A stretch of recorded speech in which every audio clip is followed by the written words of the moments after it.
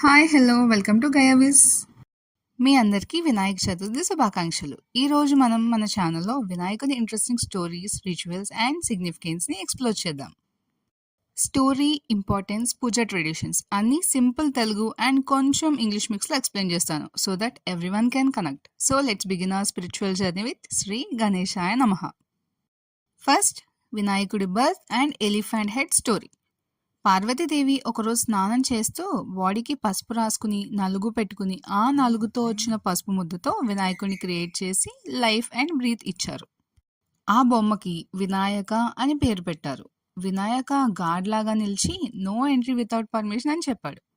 అప్పుడు శివుడు వస్తుంటే వినాయకుడు ఆపి అమ్మ స్నానం చేస్తుంది అని అన్నాడు. శివుడికి కోపం వచ్చి ఫైట్లో వినాయకుడి హెడ్ కట్ చేశారు.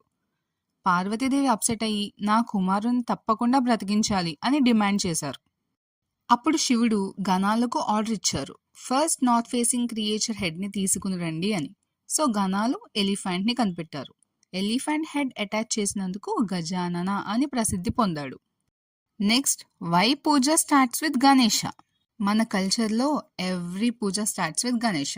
ఎందుకంటే వినాయక ఇస్ విఘ్న నివారక, అంటే రిమూవర్ ఆఫ్ ఆబ్స్టకిల్స్ అని అర్థం. Marriage, housewarming, exams, even new business opening కి కూడా first puja goes to Ganesha because he clears the path for success. And ఇంతకు ముందు చెప్పినట్లుగా పార్వతీదేవి పసుపు ముద్దతో వినాయకుడిని క్రియేట్ చేశారు కాబట్టి మనం అన్ని పూజలకి స్టార్టింగ్ పసుపు వినాయకుడిని తయారు చేసుకుని పూజ స్టార్ట్ చేస్తాము. Next, Vinayaka and rat story. ఒకసారి స్వర్గలోకంలో ఇంద్రసభ జరుగుతోంది. దేవతలు ఇంపార్టెంట్ మ్యాటర్స్ డిస్కస్ చేస్తూ ఉండగా క్రౌంచుడు అనే గంధర్వుడు అప్సరసలతో పరాచికలు ఆడుతూ సభను డిస్టర్బ్ చేశాడు. దీంతో ఇంద్రుడు కోపంతో అతనిని వెంటనే ఎలుకగా మారమని శపించాడు. ఎలుకగా మారిన క్రౌంచుడు దేవలోకంలో ట్రబుల్స్ క్రియేట్ చేస్తూ తిరుగుతుండగా చివరికి భూమిపై పడిపోయాడు. అక్కడ కూడా తంటాలు మొదలుపెట్టి పరాశర మహర్షి ఆశ్రమంలో ధాన్యాలు, వస్త్రాలు అన్నీ పాడు చేశాడు. ఋషులు ఇంకా విసిగిపోయి వినాయకుడిని సహాయం కోరారు. వినాయకుడు పాశంతో ఎలుకను పట్టేశాడు. భయపడిన క్రౌంచుడు క్షమించమని ప్రార్థించగా దయగల వినాయకుడు అతన్ని క్షమించి కానీ ఇంద్రుని శాపం పూర్తిగా తొలగించలేనని చెప్పాడు. అందుకే ఒక స్పెషల్ బూన్ ఇచ్చాడు, ఏ శుభకార్యమైనా ముందు నన్నే పూజిస్తారు, అప్పుడు నువ్వు నా వాహనంగా ఆ పూజలో భాగమవుతావు అని. అప్పటి నుంచి క్రౌంచుడు ఎలుక రూపంలో గణపయ్య వాహనంగా మారాడు. అందుకే మనం గణేశుడిని పూజించే సమయంలో ఆయన పాదాల దగ్గర ఎలుకను చూస్తాం. Rat represents desire and restless mind. వినాయకుడు ర్యాట్ మీద కూర్చొని ఉండడం అంటే control your mind and direct energy అని అర్థం. ఇక్కడ లెసన్ క్లియర్గా ఉంది.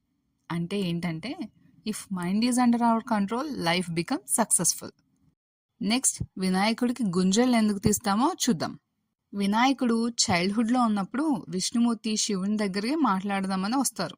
అప్పుడు విష్ణుమూర్తి తన సుదర్శన్ చక్రాన్ని పక్కన పెట్టి మాట్లాడతారు. ఆ పక్కనే ఆడుకుంటున్న వినాయకుడు సుదర్శన్ చక్రాన్ని చూసి అమాంతం మింగేస్తాడు.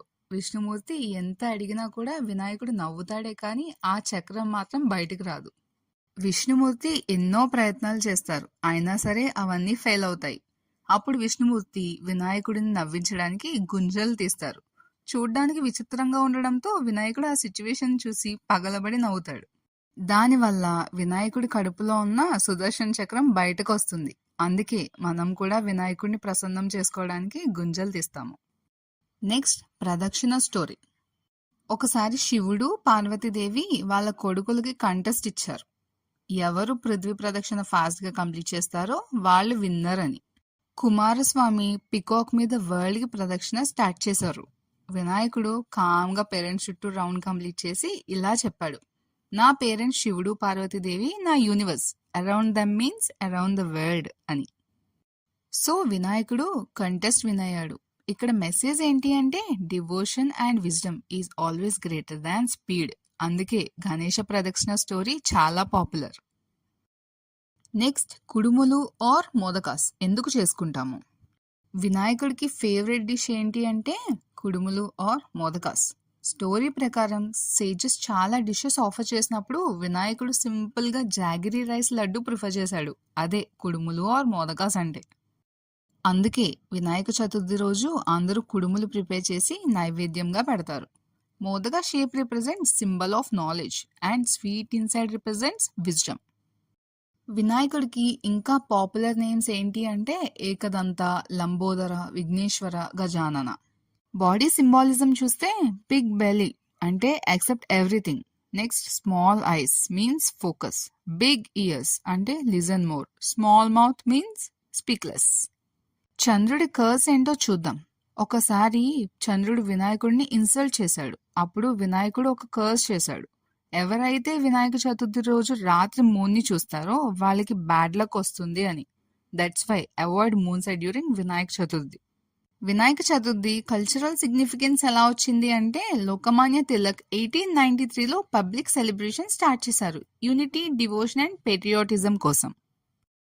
సో ఫ్రెండ్స్, ఈ వినాయక చతుర్థి స్టోరీస్ నుండి మనకి లెసన్స్ ఏంటి అంటే control your mind, respect parents, simplicity is strength and always start with positivity. Let's celebrate this festival with devotion and happiness. Wishing you all and your family members a very happy Vinayak Chaturthi.